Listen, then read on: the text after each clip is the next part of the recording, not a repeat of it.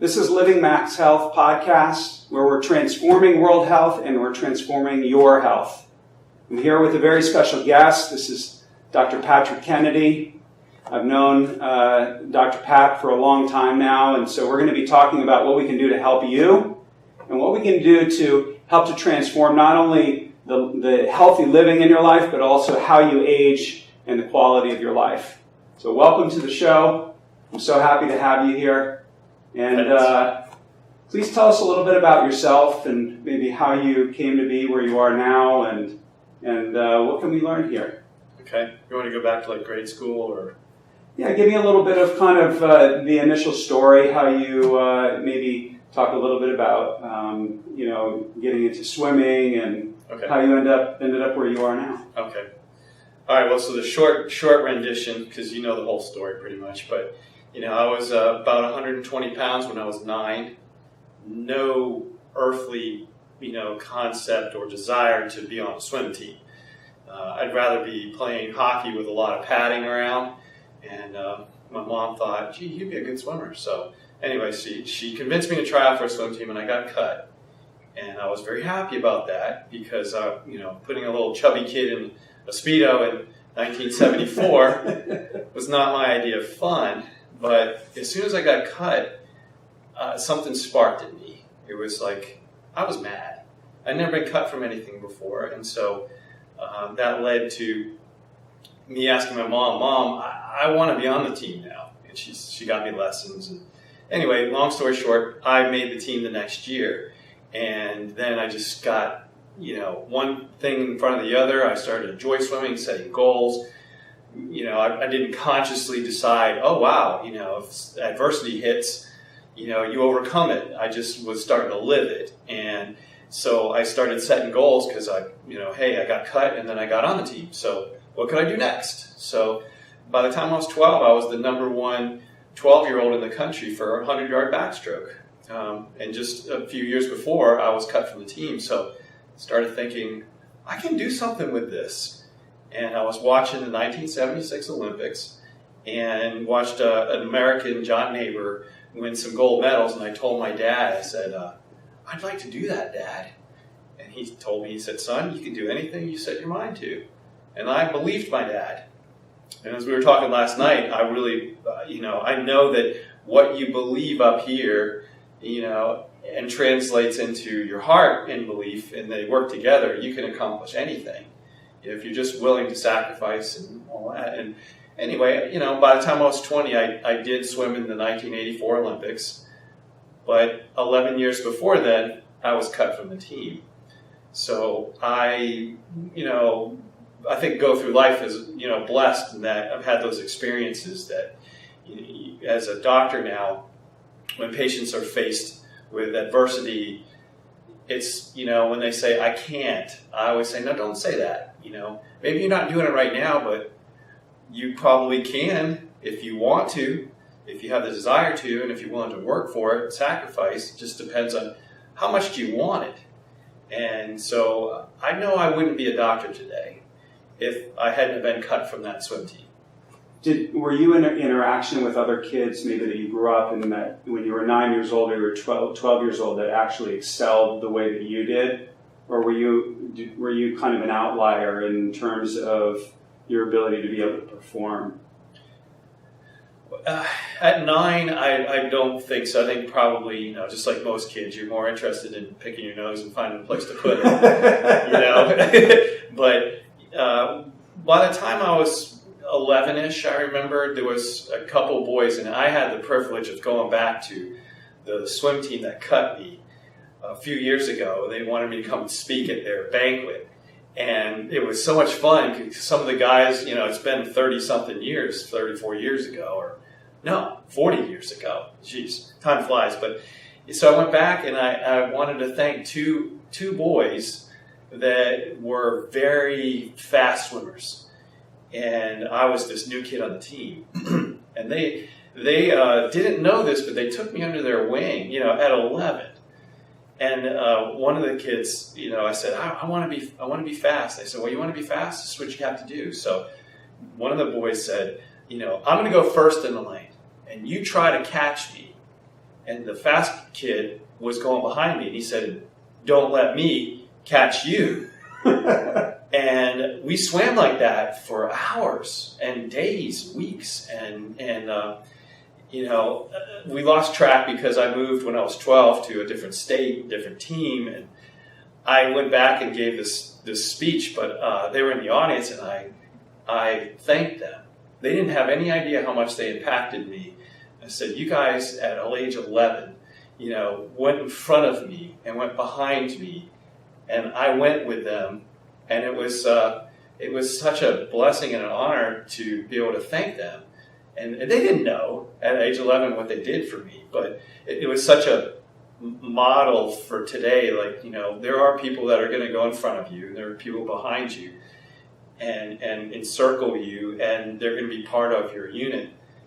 Nobody succeeds in this life all alone. Mm-hmm. Did you have issues with injuries at all growing up? Like, what were some of the obstacles you had between when you were 11 or 12 and when you actually were in the Olympics? What was happening to your body at that particular time? Swimmers are very good stretchers. If you're swimming tight, you swim slow. So we were very disciplined. Those that were reaching higher levels, you have to spend 30 minutes stretching, and if you've ever stretched for 5 minutes, it seems like an hour. You're like, I just want to get working out. Mm-hmm. But you have to be that disciplined to just keep stretching. So I didn't have a whole lot of injuries. I mean, I sprained, twisted my ankles and knees running and stuff. I did tear a few muscles doing some dips when I was training, doing some dry land stuff, and I never was sidelined. The coach was like, "Well, you're injured, but get in and kick." Or you're injured. You're gonna your foot's bothering you. You're gonna pull. So I learned you don't stop. You just keep going. And to be smart, obviously I wasn't going to be doing butterfly on a torn shoulder, but you get on a kickboard and kick. I became, through that injury, I became probably one of the fastest butterfly kickers in the country. And, which is a really hard stroke. It's a hard stroke. I watch people doing it, and I'm amazed. Yeah, and I can't do it today. I can do it, but it doesn't look good. Yeah. But, that was one of my best strokes. But I attributed, again, adversity pulled my shoulder, made me become an amazing kicker.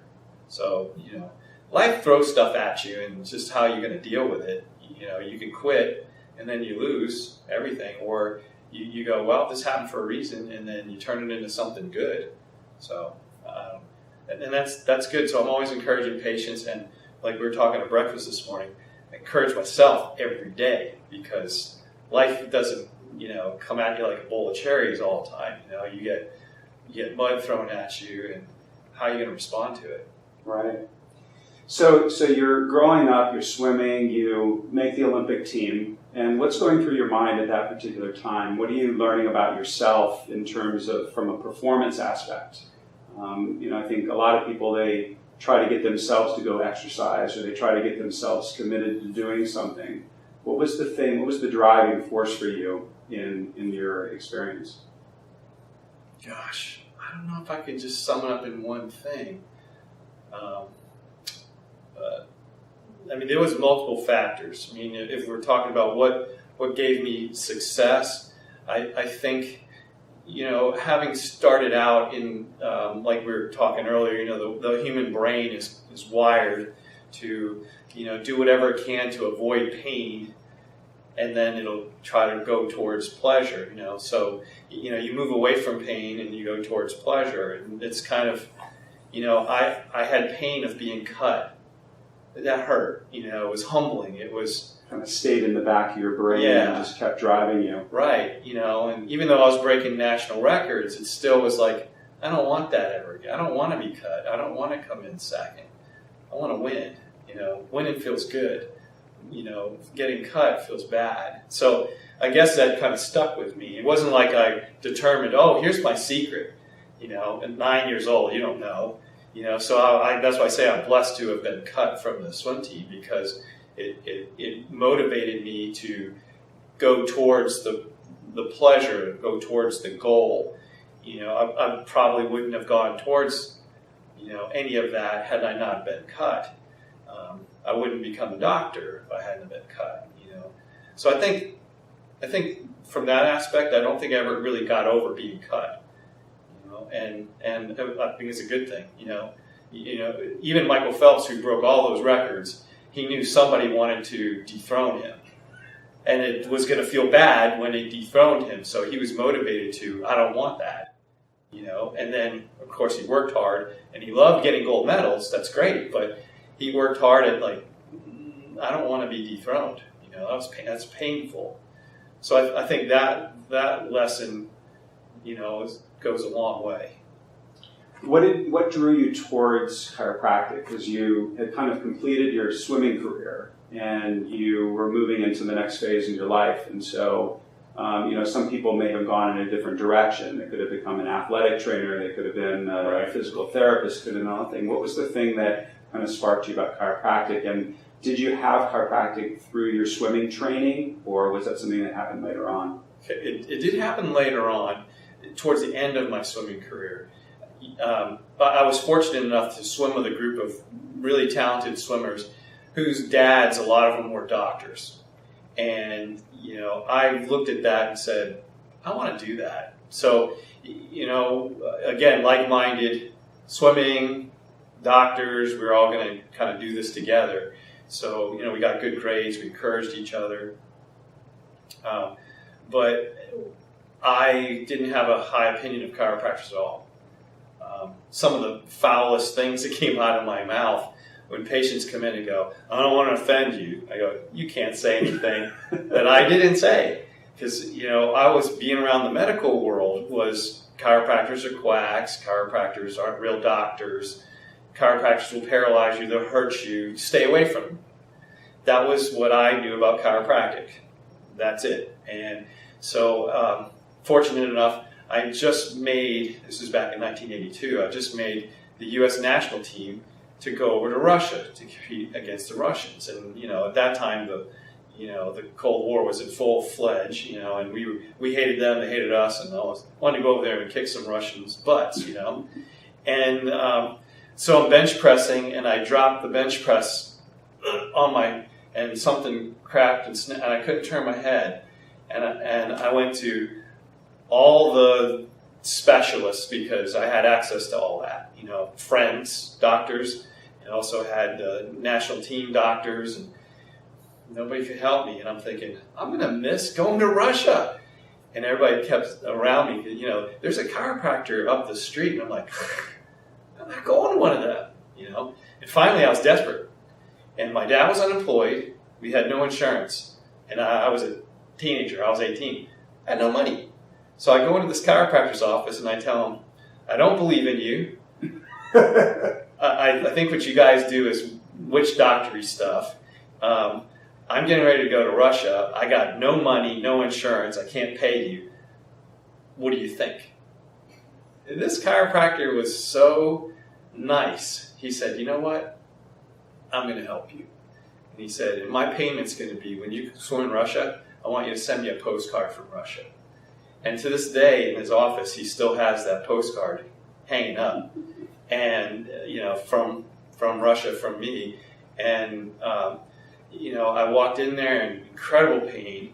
And he was on the 4th floor, and I had to go up in an elevator. I remember pushing the button and going up. And then when I left, I felt like 6 inches taller.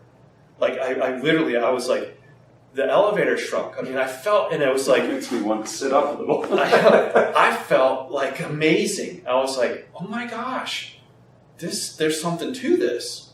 But it still wasn't enough for me to say, I'm going to be a chiropractor. So I went through pre-med, University of Florida.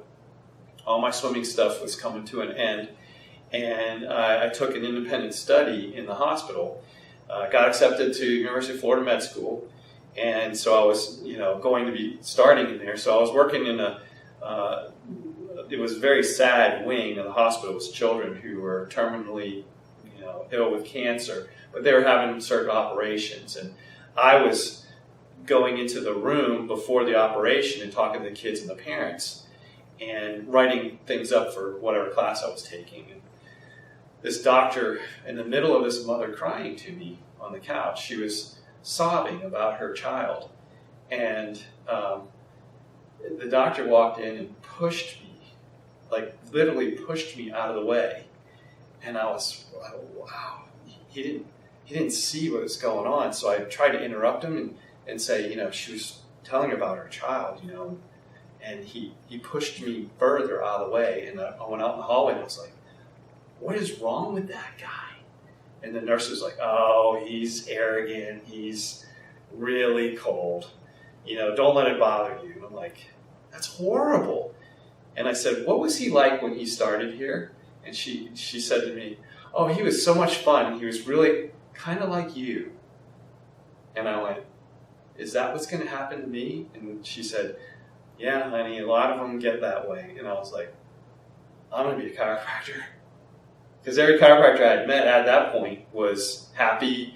You went in feeling bad, you left feeling good. And I was like, I'm not doing this. I love people too much. And I thought, I'm changing my career. So it wasn't until then. So a lot of things happened.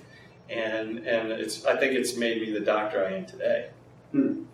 So you were doing the pre-med. You were in chiropractic school, and you graduated, and you went out on your own, or you worked for another doctor. Yeah, for about 2.5 years, worked for another doctor who had a very big practice. Saw a lot of personal injury cases, and it wasn't what I wanted to do. It was kind of a machine. Yeah. They were just car accidents coming in. You didn't really get to. They were only there because they wanted their case to finish. And some genuinely wanted to be better, but it just gave me a bad taste in my mouth. But I learned a lot of how to run a business. Train, work with staff. And I learned a lot about what I didn't want to do. And, so then I, went out on my own, which was hard. And went through the school of hard knocks, learned how to, they don't teach how to be a business person in school. But I think by the grace of God, because I love people and I have a desire to be the best at whatever I'm doing. So if I'm with a patient, that particular moment, it's like Olympics. I'm going to give them the best treatment. I'm going to have to listen to them, because most of the time you learn so much just by listening. And some of us doctors, and I do too, I like to talk, I like to teach, because doctor means teacher. But before you can teach, you kind of want to know, what do they need to be taught? You can't start teaching until you've listened to a patient or to a friend or to a relative or whatever. You can't start talking until you actually hear what it is that they need or want. So a lot of those early years, it was just shutting up, and listening, and then just giving the patient what they wanted. And so now I got gray hair, and me too. have some wisdom, and so there is experience that's involved. I still, I'd say I practice being a good listener. Mm-hmm. So what are some of the things that you share with your patients that actually you think would be valuable for the people that are watching this video or listening to this podcast can learn about themselves and how they can become healthier in their life? Wow, that's huge. We just went through a renovation, and I used to have these sayings from people that I just really, admire. You like to read autobiographies, and, you learn a lot from people. And Walt Disney, just what he did was just incredible and faced such adversity. And I think he went bankrupt a couple times. And, this empire that he built is off this little cartoon he sketched, one day, Mickey, and, you look at it and he's got a saying. It says, the difference between winning and losing is most often not quitting.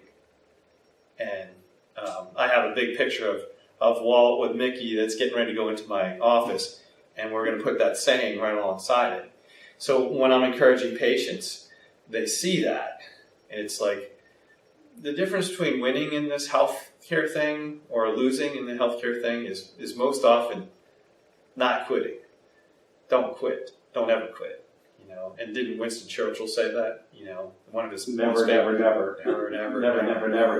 quit. And he left the stage. Right. What else you got to say? Right. You just don't ever quit.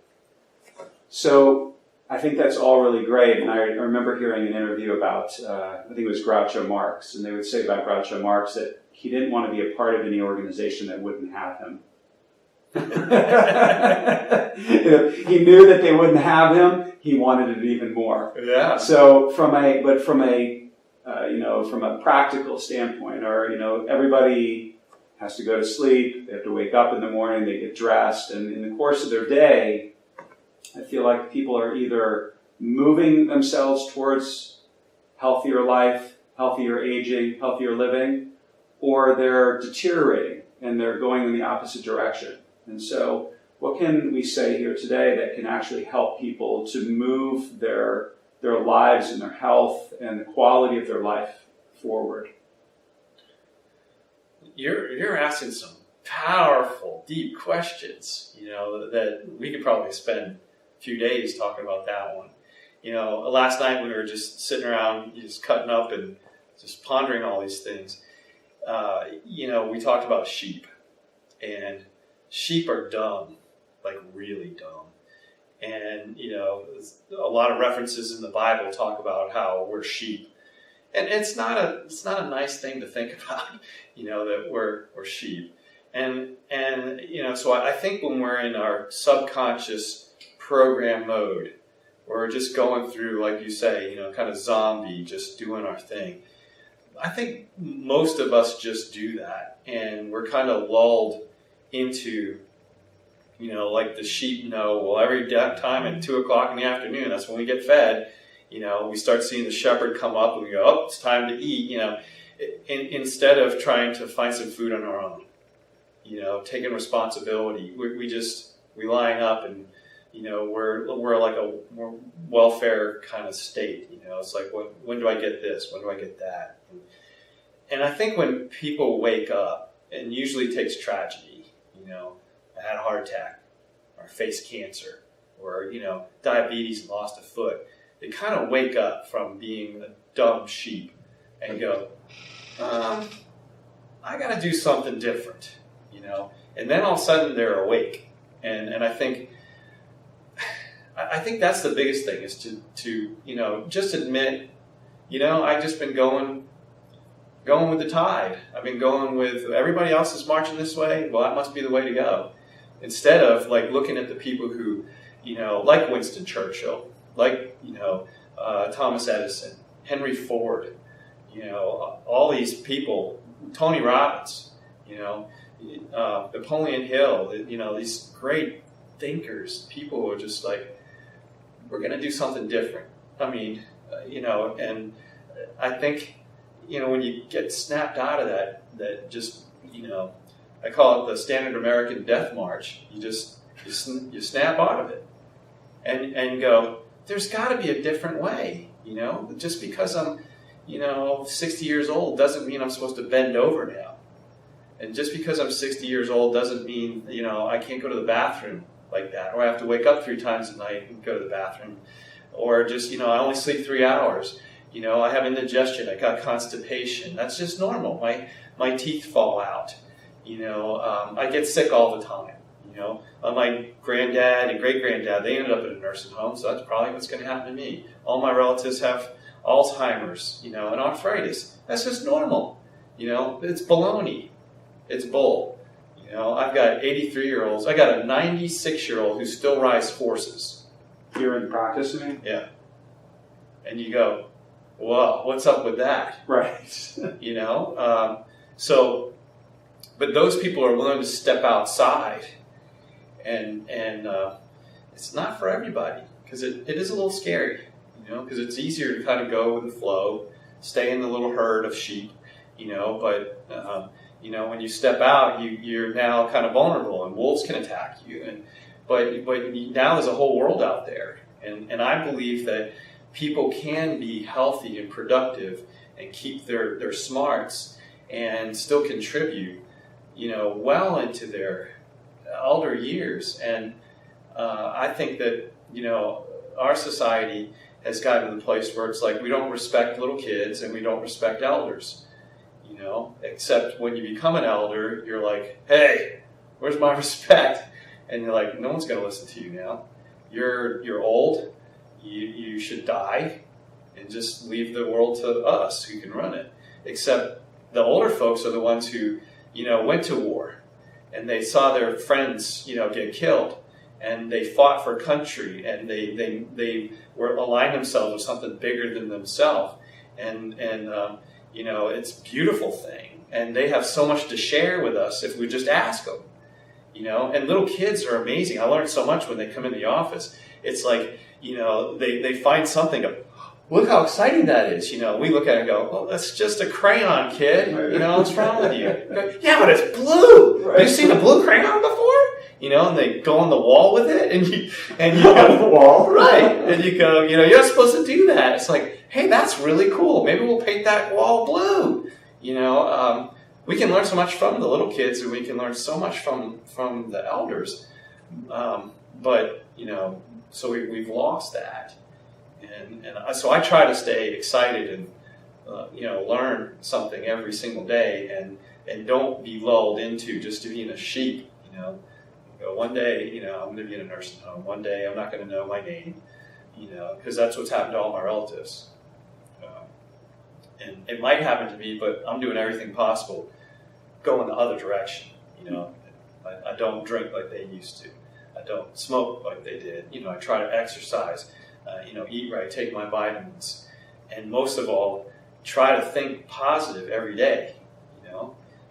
When something bad comes my way, instead of going, oh, it's so bad and this sucks, and just go, what am I going to learn from this? Matter of fact, like a year from now, I'm going to be happy I had this happen to me, because I wouldn't learn this thing hadn't I gone through this. So this is a good thing. And it might seem like, gosh, he's whacked out, but, I learned so much from my mistakes and things, that happened. I mean, I'm sure you have too. We can only really learn from our mistakes. Somebody once said, they said that, we're all going to make mistakes, but they don't have to be our own.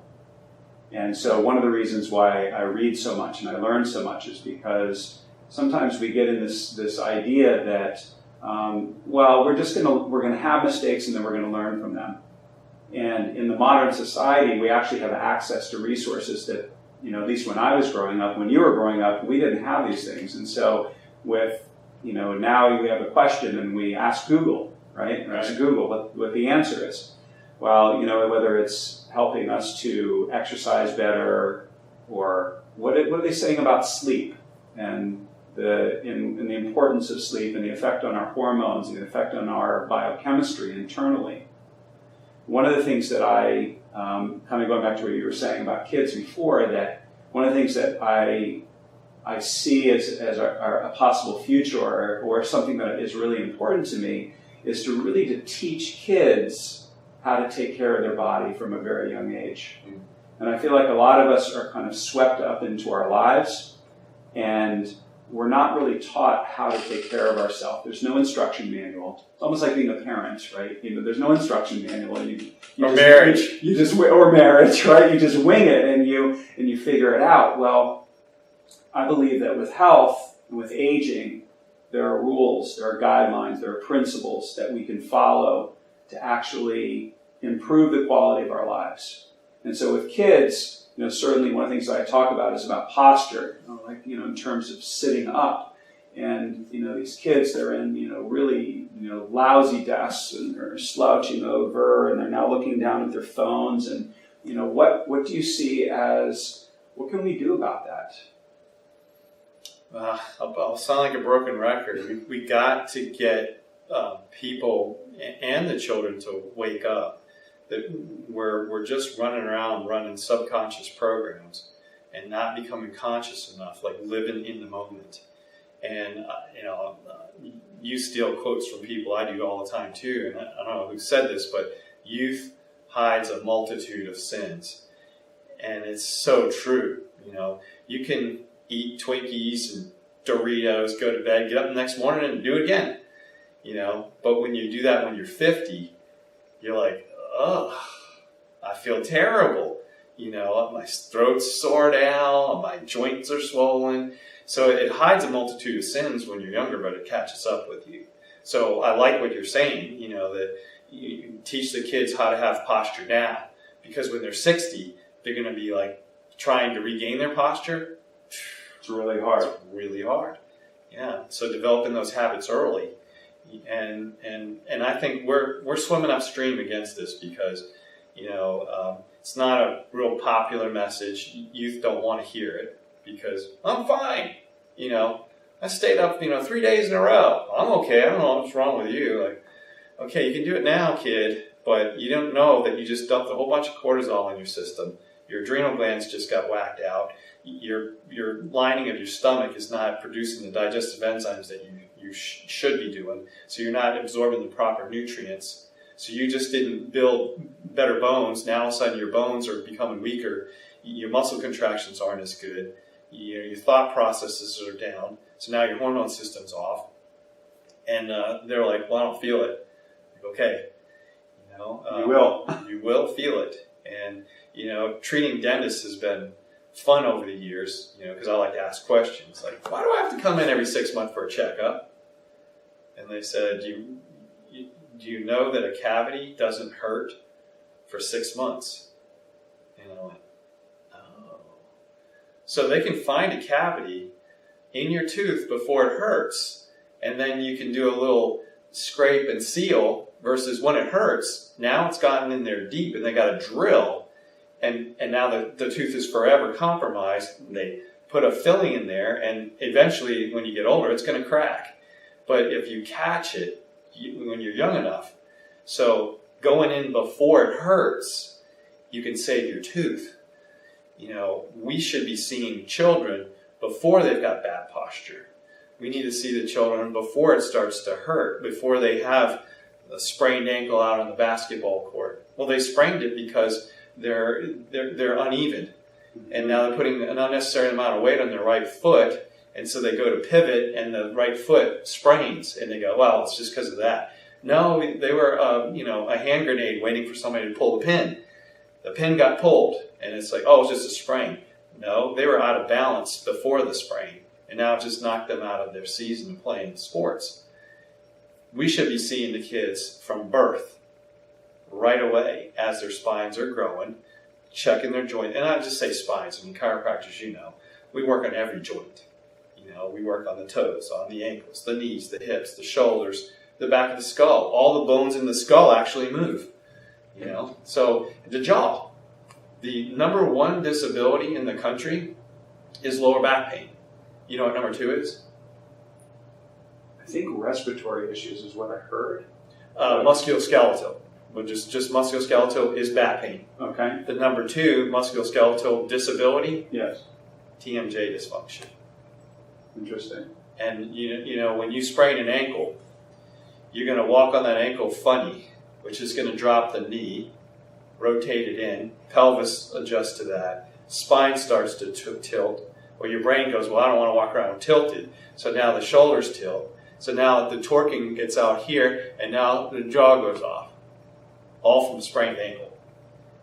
So why are chiropractors not seeing babies all the way up before the cavity starts to hurt? Parents need to wake up and, stop this whole about, well, you only take your kid to the chiropractor I've been in a car accident.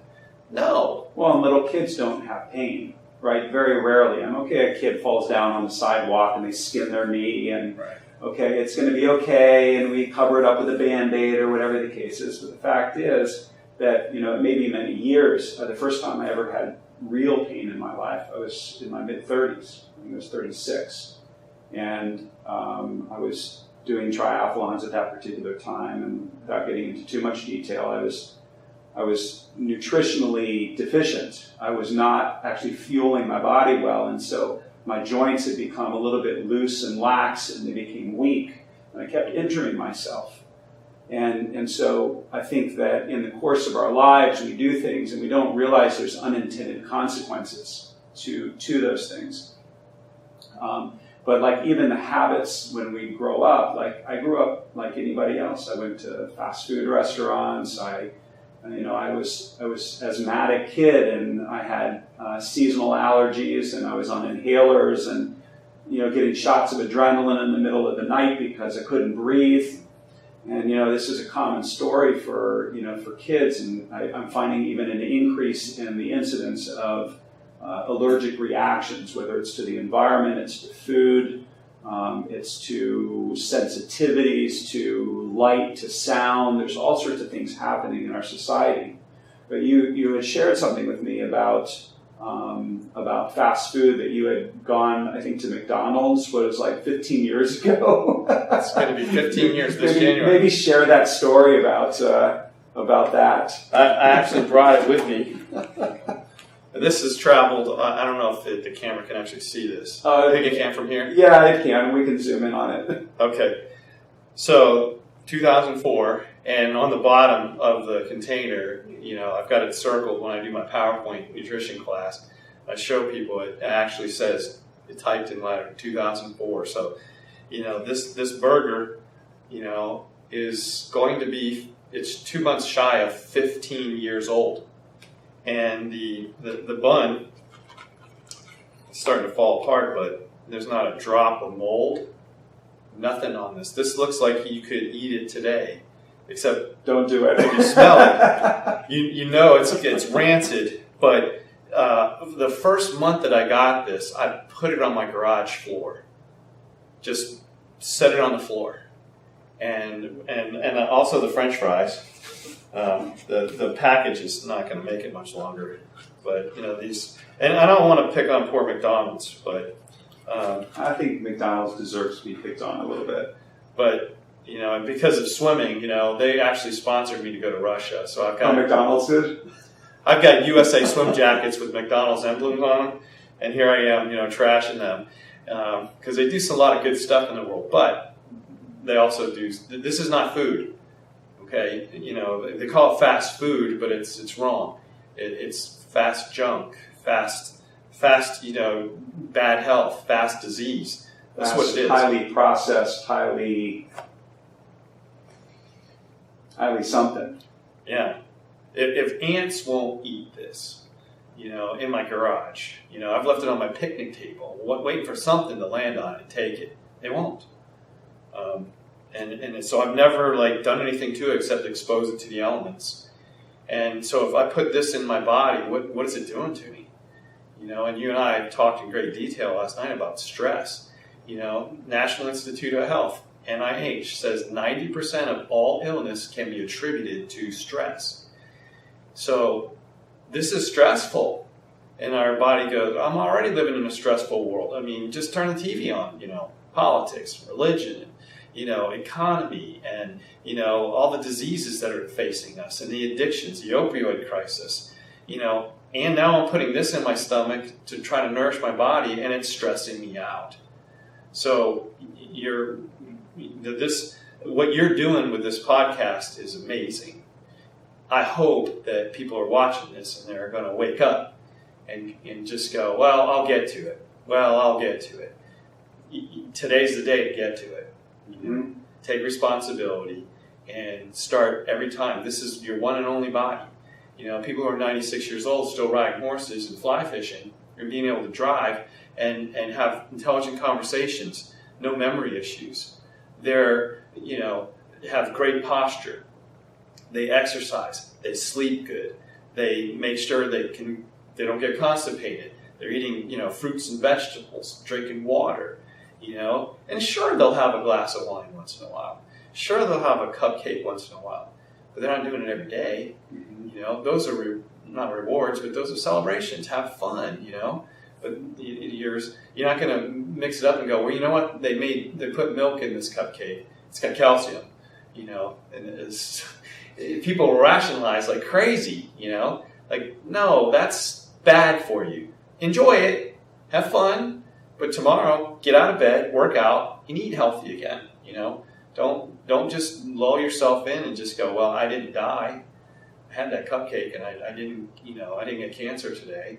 Like, not today. Well, it's cumulative, right? So all of our habits and the things that we do, they accumulate in our body. And a lot of times, and you alluded to it before, you were speaking about how sometimes we don't have symptoms. And we were talking about this earlier about how, I've become very aware in my life that you can have literally no symptoms and still have problems on the inside of the body. And so part of what I'm trying to get people to do is to focus inward, that you can't actually tell from the outside whether a person's spine is actually correct.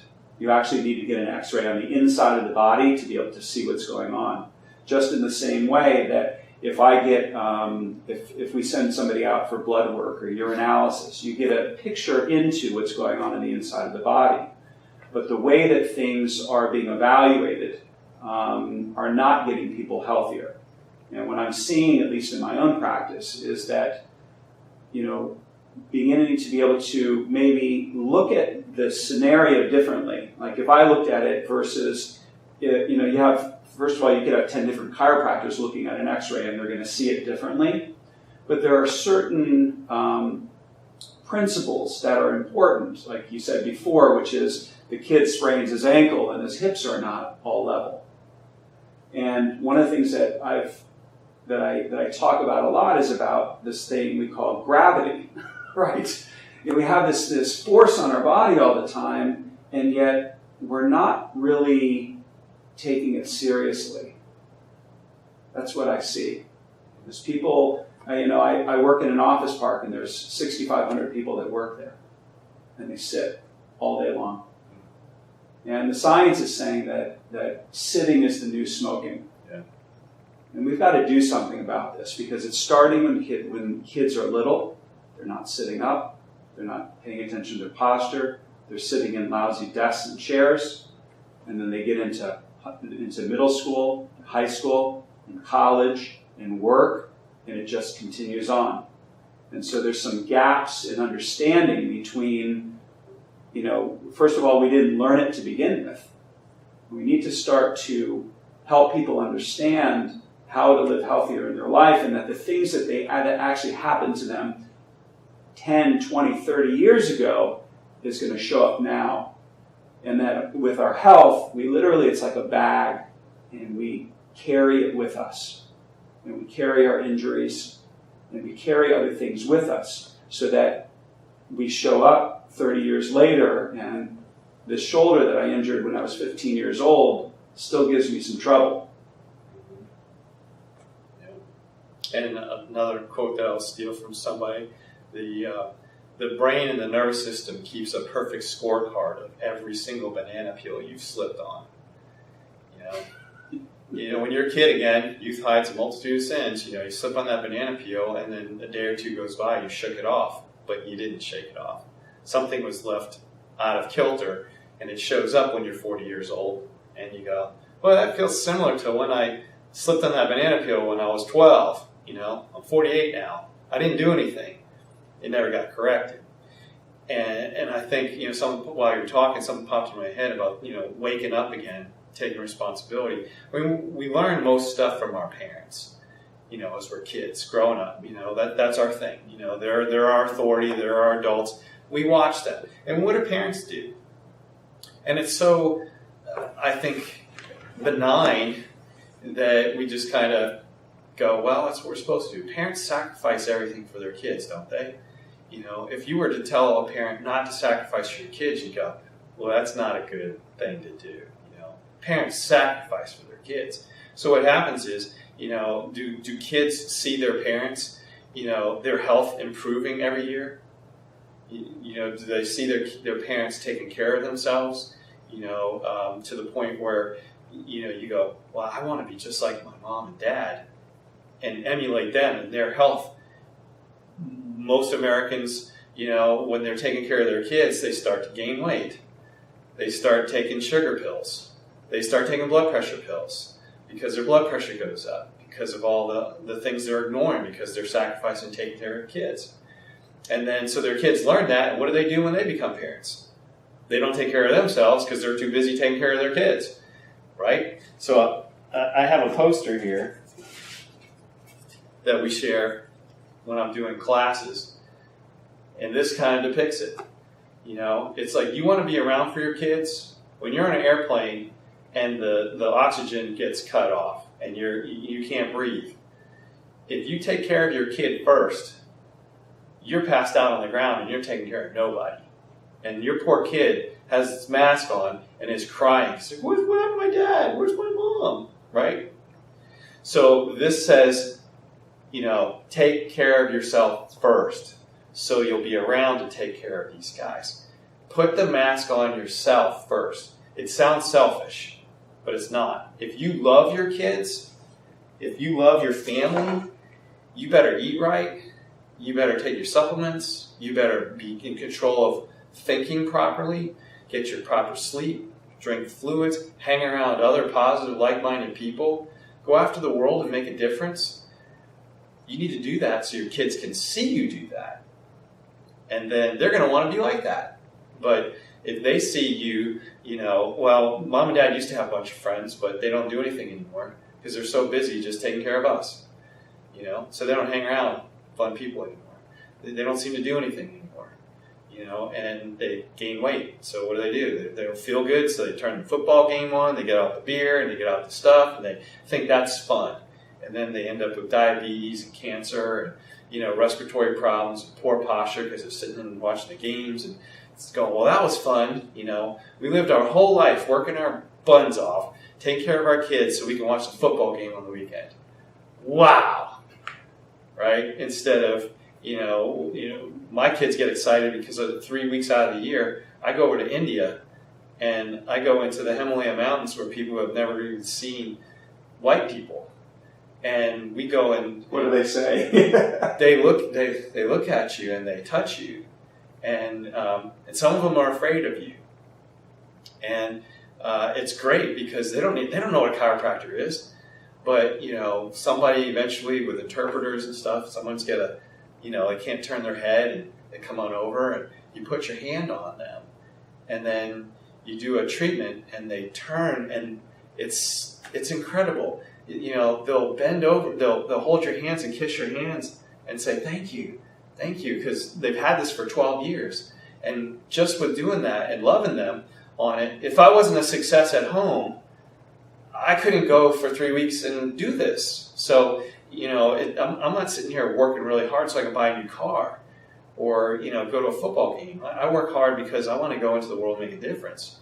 And then it makes me feel good when I come home and I tell my patients here that, when I do an adjustment in India, they bend over and kiss my hands when I'm finished.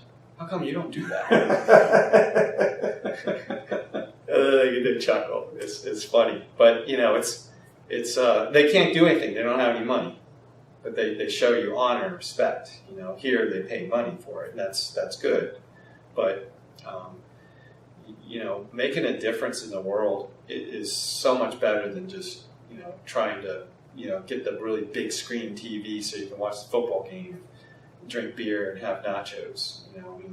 I'm not saying I don't like doing that, because I do. I have fun doing that. But that's fun. That's not what drives me to get out of bed in the morning.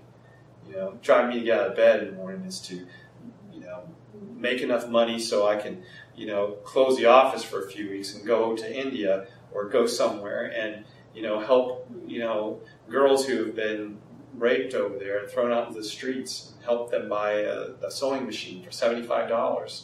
Set them up in a business where they, now they can survive on their own. $75 to them might be 4 years collecting money, and we can go over there and write a check for $75 and think nothing of it, and you just saved a girl's life. And it's mind-blowing. I'm sure it's a life changer. Yeah. Wow. So I know, you've been in practice now for 30 years? It's going to be, 28 years right now. 28 years. So what are some things that you've seen in your practice? Because, I think part of, at least from a chiropractic standpoint, people don't really understand what chiropractic is. Yeah. They understand maybe either friend went, or I have a back or a neck pain, and maybe I should go to the chiropractor. And it used to be that people, would say, "You go to a chiropractor?" And now they go, "You go to a chiropractor?" Right? So I think the attitude is changing, and and I think that people really should know about it. Whether they participate or not, they should really know about it, because it's amazing. Chiropractic is amazing. So obviously, chiropractic has had an incredible impact on your life. But in the course of your 28 years in practice, what are some of the things that you've seen outside of back pain, neck pain, headaches? Those are things that typically people think about when they go to chiropractors. And so maybe talk a little bit about that.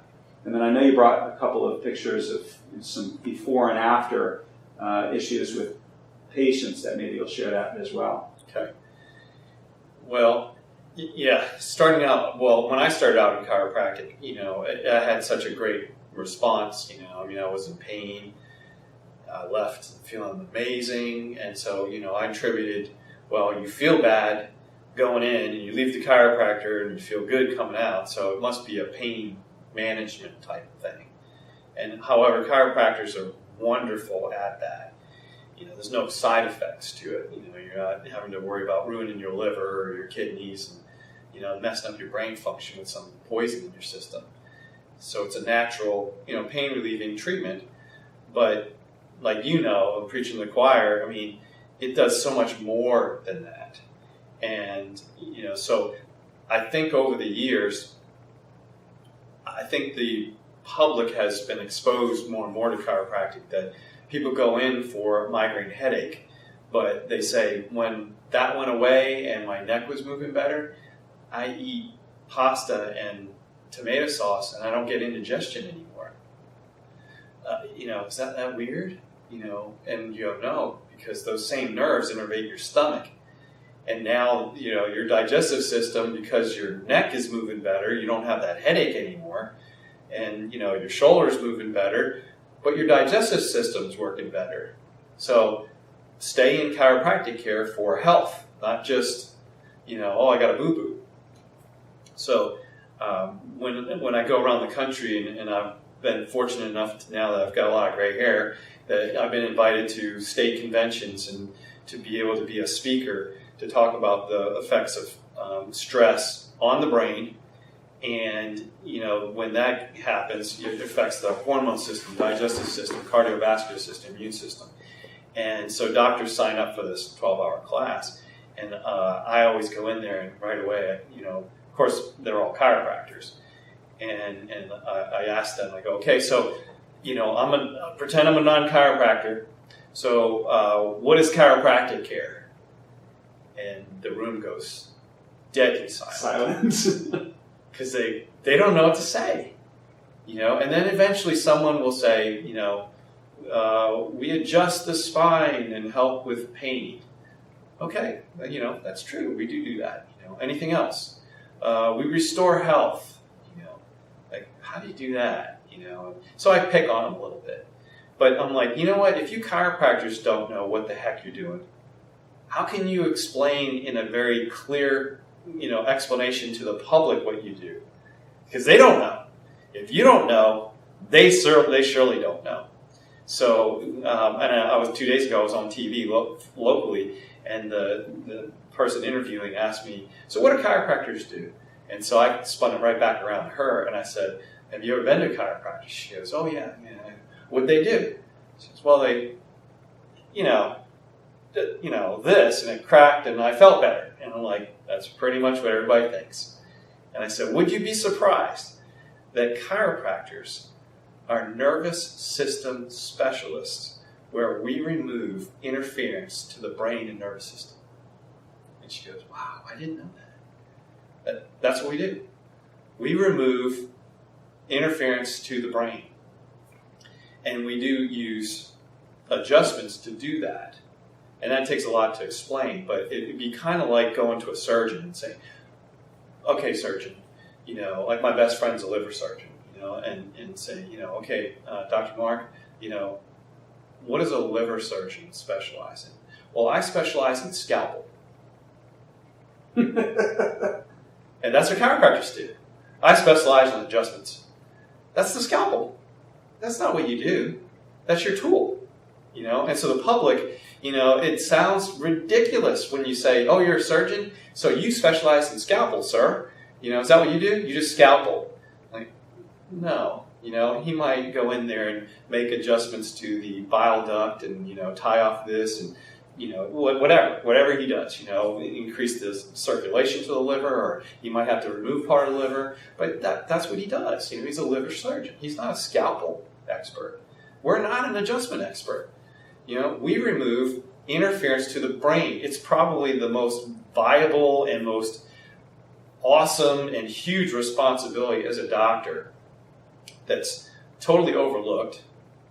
And, it's up to us and this podcast, all the other chiropractors out there, and really MDs, everybody. We need to get on board and just go, well, this is what we do. Whether you believe it or like it or don't like it or whatever, it's what we do. I mean, personally, I don't really like, having my knee surgery, done, but sometimes it might have to be done. You don't have to like it. You can even say the surgeon was a jerk. It doesn't matter, you needed that procedure. Maybe a good surgeon. Right. Right. Might be a horrible person, but, and so I had this happen. A patient came in and had migraine headaches and after for about 15 years. And it was one of those ones that got like 2 or 3 migraines a week. And not like what people just say I have a migraine because it's a bad headache. This is a migraine, the eye piercing, pain, can't think, visual stuff, have to go in a dark room, sleep it off. That's a migraine. Throwing up. 3 times a week for 15 years. And I said, when did they start? And the patient said, well, I had some tooth problems. And I went to the dentist. And the dentist was fixing everything. And I was in the chair with my mouth open, this and that. And was shortly after that, I started getting migraines. I think the dentist caused my migraines. And I said, well, it kind of sounds like, doing all this stuff might have affected that. Tooth problems were on the right side. Jaw was on the right side. Migraines on the right side. Kind of makes sense. And I said, did you stop believing in dentists? She said, no. And I said, did you get your teeth fixed? Yeah. And do you still go and get dental checkups? Yeah. You still brush your teeth? Yeah. Even after that horrible experience. You mean you didn't give up on dentistry after that?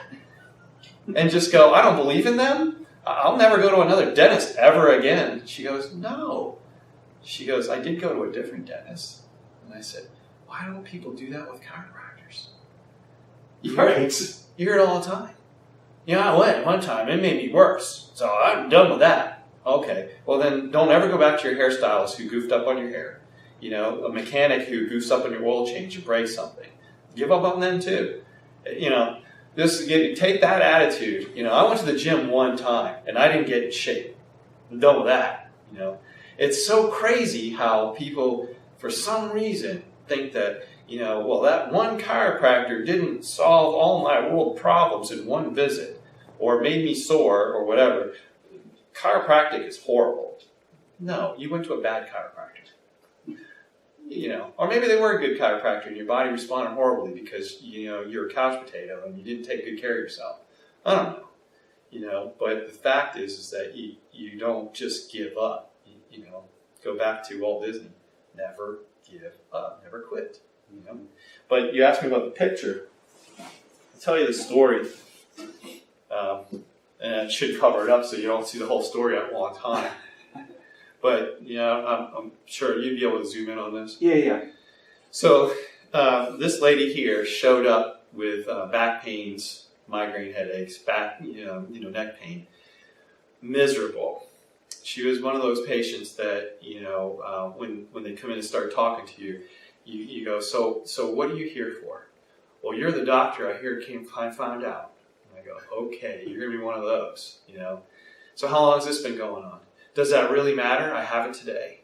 Like, wow, And so we went through all this stuff and did the whole exam. When I was finished, I said, yeah, you've got some problems that I specialize in. I can fix those and help you with them and teach you how to take care of yourself. But you got more problems about your health than you do just your neck and your back, right? She goes, yeah. I said, "Do you want help with those things?" And she goes, "You're talking about my weight?" She's like, "Yeah, well, not really."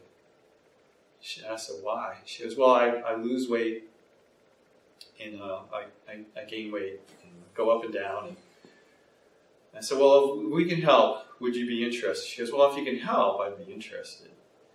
Well, long story short, she had been trying to get pregnant for 15 years. So she was labeled, infertile. Her and her husband really wanted a baby.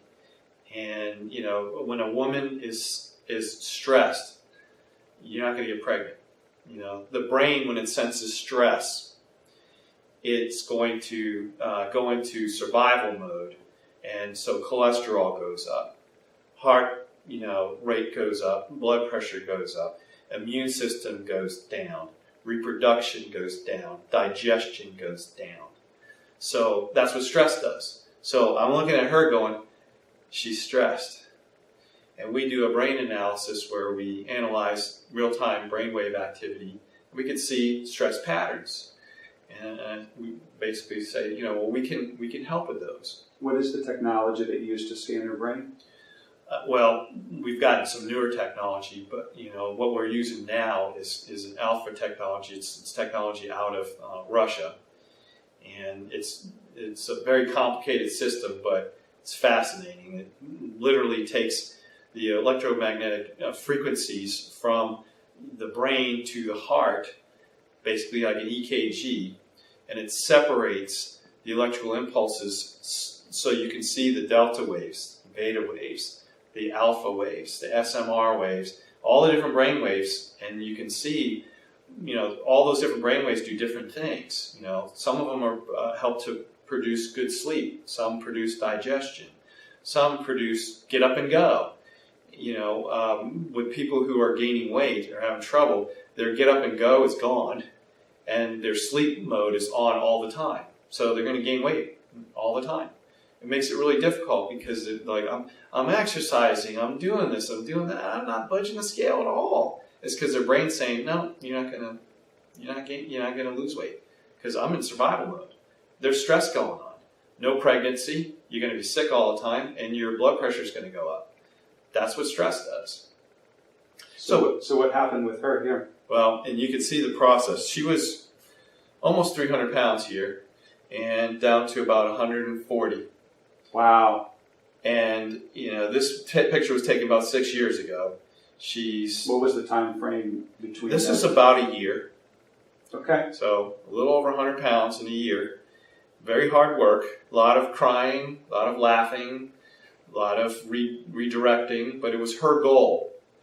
And so all we did was we helped her achieve her goal. And a lot of hugs, a lot of, encouragement. But you can see the baby. So when she was like this, her body was not only looking better, but her brain wasn't as stressed. Her brain said, okay, you can get pregnant now. And she actually has 2 babies. So, That's fabulous. This is chiropractic. Okay. And, we could have just taken care of her back and neck pain stuff. And we didn't do a weight loss program. We actually helped her transform her stress into something that was positive. And not getting too deep in her story, but she was molested by an older brother for about 5 years. And that stressed her out. And she had other things that she did in her life in response to that she was not very happy about. And it just bogged her down. So she remained in stress mode all the time. Blood pressure's up, headaches are up, heart rate's up, cholesterol's up, not going to sleep very good, digestion's going to be off, infertility is going to be a byproduct of that. So not dealing with that. And when we talked, because we get to see, chiropractors are great, we get to put our hands on patients, we get to know them, they get to know us. I knew what her goals were, I knew where she had been. The other staff members got to talk to her, she got to talk to her. And we're not a psychology place, but just getting that out there was relieving for her. And now she can go into churches and talk to women who have been abused like that. And she's a role model. That's amazing. She can take what was bad, like I got cut from the swim team and became an Olympian. What was bad was really good. I'm not saying that being molested is good, but she took that and now using it for good. Because there's a lot of women out there that are having, girls that go to college, 1 in 4 are going to be raped. That's the stat. So there's a fertile ground out there for, what are you going to do with that stress? Can't undo it. Are you going to live the rest of your life in stress mode and get sick? Or are you going to deal with it? Let it go. She decided to let it go. And it's pretty awesome to be part of that. Wow. Wow. There was something you had shown me a picture earlier about a woman. She was all hunched over, and so maybe show that one too. Yeah, I'll kind of show you two here. So here's two. Now this looks like a before and after. Okay, now so I'm not going to lie to everybody and go, "Wow, look how awesome they are." These two ladies are both 83 years old. Wow. Okay, 83 years old. Walker, nursing home, 17 medications for being able to go to the bathroom, being able to, get rid of some pain, breathing medications, heart medications. When somebody is in this posture, immediately just go, oh my goodness, what has happened to you in your life? Because what does a turtle do when a turtle is stressed out? Takes its head into its body. Right. So this is a turtle posture. She is saying to the world, it's not safe. It's not safe. I've got to get into my shell. So, not surprising, but she, had, I think, 2 marriages, both to alcoholics. I think one of them went to jail. And, young in that, and she was like, no, the world is not safe for me. A husband who's supposed to love me and take care of me is abusing me and abusing alcohol, and it's like, if that, then my husband's supposed to be like, what's the rest of the world going to be like? So she just went into her shell. Okay, this lady over here, she came in because she pulled a hamstring in a yoga class at 83 and was irritated, like, I got to get back out to my yoga class. And, surprisingly enough, her father and grandfather were chiropractors. Look at this beautiful posture. No medication, taking vitamin supplements, and going to yoga class at 83. That's the difference. Dealing with the stress every single day of your whole life, getting your spine adjusted. So remember, chiropractors remove interference from the brain. So her brain is working really well. So that means her heart's working well. Her thyroid's working well. Her lungs are working well. Her reproductive system's working well. Her colon's her bladder's working well. And she gets to put energy into yoga and other activities. And she's got a sound mind, and she's happy. Can you imagine that she's grumpy? And so that again is just wasn't shown before and after. Just going, which one do you want to be? You want to be an 83-year-old, on medications and needing a walker and all like this, or do you want to be upright, healthy, going to yoga class, enjoying yourself? And it all comes down to how you deal with your stress. And you look scary. When you see this, even though it's not in front of you, but can you imagine seeing this up close in person? No. And when I do this in state conventions, I always ask the doctors, I go, okay, you guys are doctors, tell me what the body goes through. It's making my heart rate out just looking at it. Right. Yeah. So heart rate goes up. You begin to have your respiration increase, and your cholesterol levels go up. And I ask the doctors, why would cholesterol level go up when you're facing a bear? And they come up with wonderful answers. And I'm a very common sense guy. Well, your brain already knows. If you get attacked by this with these fangs and those claws, you're going to bleed. And if you get cut right here, you're going to bleed out fast. You're going to die. So the brain goes, dump cholesterol in because cholesterol is sticky. You know, I've seen people in emergency rooms who have been mauled by bears that are a goopy mess. And you go, I don't know how they lived. It's because their cholesterol dumped in their system to make their blood goopy so they wouldn't leak out. So your brain is amazing. So when you see a bear, you want that to happen. And you need all the energy in the world so you can run. So what it does is shuts off different departments that you don't need at this time. You don't need reproduction when you're facing a bear, right? You don't need to digest the Big Mac you ate at lunchtime that's causing stress. You don't need to digest that because it's time to run, right? You're not going to go to the bathroom. You could have a full bladder and you see a bear and you automatically forget, I don't have to go to the bathroom, you know? And your immune system, it's not time to fight a strep infection or an ear infection because you're stressed. So when you're stressed like that, digestion turns off, reproduction turns off, your immune system turns off. You don't need to be expending any energy. You got to run away from the bear. And your cholesterol goes way up in case you get cut so you can repair. Cholesterol is good. Folks, cholesterol is good. And what are the doctors doing? They're trying to lower the cholesterol. Yeah. So people come into our office and they're like, oh, I got a good report today. What do you mean? Well, my cholesterol level's actually a little low. My doctor's really happy. I'm like, okay, are you healthy? Well, he says I'm healthy, but I'm losing my hair. When I brush my teeth, my gums are bleeding. My dentist says I have loose teeth. I get up in the morning and I'm out of breath. I got pain going down my leg. My liver enzymes are off, and my doctor's concerned about all that stuff. But he's going to give me some prescriptions for those.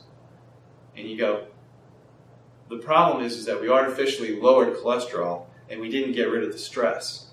See, here's the point that I want everybody to understand, and I have to understand this myself every day, is the brain doesn't know the difference between a real stress or an imagined stress. That's why when you have a dream, whether the bear isn't really in front of you and getting ready, your heart rate goes up, blood pressure goes up, and you dump cholesterol and you turn off those other systems because it's necessary. The bear's there. But you're having a dream and you're faced with a bear in your dream and your body increased blood pressure, increased heart rate, turned off immune system, turned off digestion, turned off reproduction, dumped cholesterol in your system, and it was a dream. Just a dream. It wasn't real. And so today, we're thinking, oh my gosh, I'm going to die because I don't have enough money in my checkbook. Or I'll go into a hole and go into a coma if my kids come home with another F on their report card. Your brain goes, there's a bear in the room. And it might be all fake, but your brain doesn't know. So you're constantly increasing your heart rate, increasing blood pressure. It's why everybody's on blood pressure pills. It's why everybody's on cholesterol pills. It's why people can't get pregnant. It's why they're constipated. It's why Nexium and the purple pill is selling billions of dollars because everybody has indigestion. Their digestive system's off. And it's all due to, the National Institute of Health says, 90% of all illness can be traced back and attributed to stress. Doctors, chiropractors, MDs, DOs, acupuncturists, massage therapists, physical therapists, anybody, counselors, we all need to be treating people to handle and adapt to stress. Take care of 90% of illness. So, and do you think that people can handle their stress on themselves, or do you really feel like they need help from other people? I think because we're all dumb sheep at the moment, we need help. We really need help. You know, I mean, you can't give a 2-year-old, a full-fledged Army tank and say, "You're safe, kid." You know, someone's got to train them how to use it. They got to mature, grow into it. So somebody who already knows how to drive that tank needs to take that 2-year-old and help. Okay, so I think some of us who are trained need to be able to come alongside people and help them. And I'm a big believer in, instead of just giving a person a fish, I want to teach a person how to fish, because you don't want to have 2,000 people relying on you every day of their life. What do I do next, doc? What do I do next? So doctor means teacher. So how can we teach? Well, we can't be not doing the things that we teach about. We've got to lead the way. So we got to be good examples to our spouses, to our children, to our staff, to our patients. So we got to take care of ourselves first. Put the air mask on us so that we can put the air mask on somebody else. So, I would say we all need help. And I know you're asking that question, but you don't do this all by yourself. I think that a lot of people they think that they can do it by themselves. Yeah. And it's really, really hard. And, I think that for many years I tried to do it by myself. And I realized that I actually needed help. And because part of it was when I was growing up and I had help, but I didn't feel like it was helping. And so sometimes it's finding the right help. And then coming up, because I believe that there's stuff that people need to do for themselves, and then there are things that people need help with, just like you go to a dentist, right? You can't see in your mouth the way that a dentist can see in your mouth. Just in the same way that, you can't see your spine like a chiropractor sees your spine. Or you can't exercise by yourself as well as you could with a trainer. Doesn't mean you can't exercise by yourself, but it means that you can get an added benefit by having somebody who's actually able to observe you, or a coach when you're swimming and they're telling you, yeah, you need to get your arm out of the water just a little bit more, keep your head down, kick a little bit faster, whatever it is that they're telling you, that to be able to get guidance from other people and not feel like we have to do it on our own. Yeah. And you can do a certain amount of stuff on your own, but again, stealing this from somebody else that's much smarter than I am, I don't know where this came from, but apparently if you put a yoke on an ox, it can by itself pull about 2,000 pounds, which that's a ton, okay?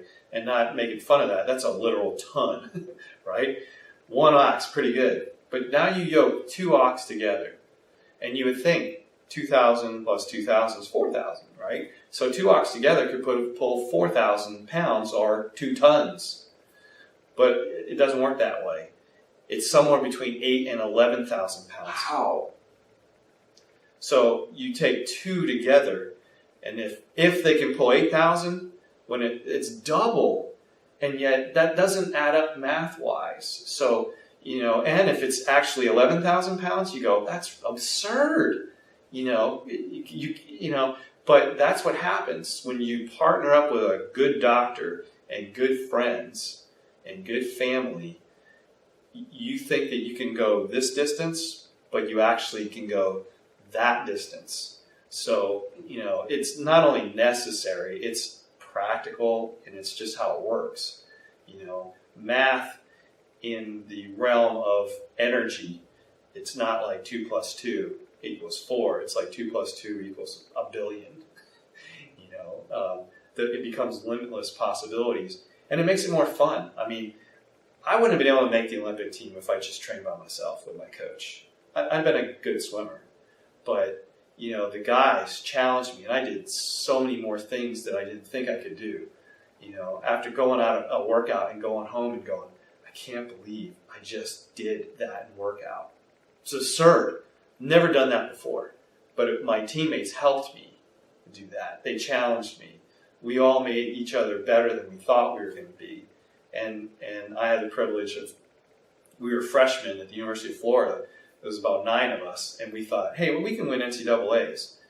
And everybody was like, you guys are freshmen. That ain't going to happen. We were like, why not? And we won NCAAs our freshman year and our sophomore year. And with young, because we believed.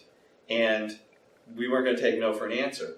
And we encouraged each other and pushed each other. And it was fun, to go, wow, we did that, and everybody said we couldn't, So it's not only practical, I think it's necessary. If you really want to turn your health around, you need a doctor who knows what to do and has a staff that knows what to do and who can encourage through those those hard times. When you win an NCAA championship, it wasn't easy. There was injuries, there was illness, setbacks, there was, I can't go to workout because I've got a paper due, or I got to get up early and go to workout before, go at 4 o'clock in the morning because I got to get to school early. I mean, it's hard, sacrifice. But in the end, I've got an NCAA ring that's been given to me that no one can ever take away from me. And it's really neat, sacrifice for something and no one can ever take that away. Wow, this has been amazing. Maybe some parting words, something that, what's one thing that you could tell the audience about just anything, one idea that you think can help them in their lives? I think if people were to believe that there's a power greater in themselves that can really be available to them to change every and anything about themselves that they don't like or they want in life. You got to believe in that. And I've had patients who come in and they're just bummed out, I'll tell you a quick story, patient whose husband had an affair, who, they got little kids at home, who says, I'm done, leaves. Same day this lady loses her job. Same day, her kid breaks his, ankle playing in the playground. Husband leaves, she loses her job, kid breaks in the university room. She's coming in. Do you think she has headaches? And it's, I put my hand on her shoulder and said, how was today? She was like, oh my gosh. I'd like to do this over again. And you go, I don't got answers for any of that. Can I hug you? And she needed a hug. So that's a power greater than me. I got nothing for her, but I could hug her and I could say, I'm sorry. And then we said, you know what? We got to find something that's good going on. And she goes, there's nothing. And I said, do you know what? When you just said that, you just made your heart beat 10 times. Did you know you did that? She's like, well, I do it all the time. I'm like, yeah, your heart's beating. And you got some funny cells that you breathed in when you were at the last place that you went through that were actually going to make you sick in your immune system. Your brain was aware of that and sent out some white cells, and you just ate some, bacteria and got rid of it.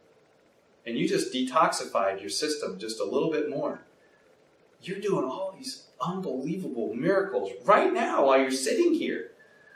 Matter of fact, I'm amazed at how awesome you are. I can't believe it. Like, you did all that stuff, and your husband left you. You got a busted, ankle, and you just lost your job, and yet you're sitting here doing all these amazing miracles. You are awesome. And she was like, I am pretty good, aren't I? I just think that if people will just go, there's so much that goes on in my body right now that is amazing. And I actually can control it. If we are dumb sheep, we're just going to let those programs go. But if we can come awake and start thinking about, I am going to start exercising. I am going to do this. I'm going to do that. And put these things in practice. And it's not going to be easy. It's going to be kind of sucky at first. I might not be very good at it at first. I'm going to keep putting one foot in front of the other. And the difference between winning in this and losing in this is never quitting. But you got to believe that you've got something really cool inside you because you're breathing. You're making new cells. Your tissues in 3 months in your liver are going to be completely new cells that you have from today. You're going to have completely new bones in 1 year. You're going to continue to make hair. Well, most of us. Right? It's like we got to be mesmerized. We got to be like little children and go, it's a crayon. It's blue. know, and just go, I just made a new blood cell. I don't even know where it is, but I just made one. You know, it's awesome. And I think we can have fun and laugh, because your immune system works about 40% better when you're laughing, and it works 40% worse when you're frowning or depressed. So I want a healthy immune system, right? Because I don't know when the bugs get in here, but my immune system and my brain's aware of it. Oop, some bugs just came in. I better be laughing all the time, so it's working 40% better. There you go. There you go. Wow. Dr. Pat, it's been amazing. It's been amazing. And I'm so happy that we had this conversation. You know, I've known you now for 25 years now. And, to me, it's like we just picked up where we left off. Do you remember when you came to my office when you weren't a chiropractor? I do. And you did the little demonstration on breaking boards? Yes. My daughter, I said, Dr. Wolf is coming into town. And you probably don't remember him because, well, he was around before you were born. But, he was into martial arts and, he was into, brain control and all this stuff. And he was way ahead of his time. She goes, was he the guy that did the breaking the boards? I said, yeah. She goes, you've told our story so many times. And I remember there was 22 of my patients, aging from, the youngest was 21 and the oldest was 63-year-old woman. And you told me, I'm going to teach every one of them to break a pine. It was pine, wasn't it? Mm-hmm. And it was that thick. Pine boards. You said, I'm going to bring them and I'm going to teach them that they can each break a board. And they go, 63-year-old lady? You go, no problem. I'm going to teach them. And I said, what's the point? You said, the point is that you can do so much more than what you think you can. And if you perceive that this is the end, you're going to stop. But if you perceive that the end is over here, you're going to go right through it. And I want your patients to believe that you might have this illness right here, this barrier, but you're going to go through it. And I said, I like that. And every single person broke the board, except the 21-year-old guy. Except the one, and he was a biggest guy. And he afterwards you said, no, what happened? And he said, I pictured the board and I pictured stopping at it. He was the only one. And then you worked with him for about 5 minutes and he went through it like butter. And I've told that story so many times, and it's an honor for me that you came into my practice. That changed my life in that little aspect in dealing with patients, and I've shared that with so many people, with swimmers around the country, about this isn't your barrier right here, it's over there, because like Les Brown says, shoot for the moon, baby, because if you miss, you might land among the stars. And I'm like, that's awesome. That's awesome. So, wow. Thanks for having me. Absolutely.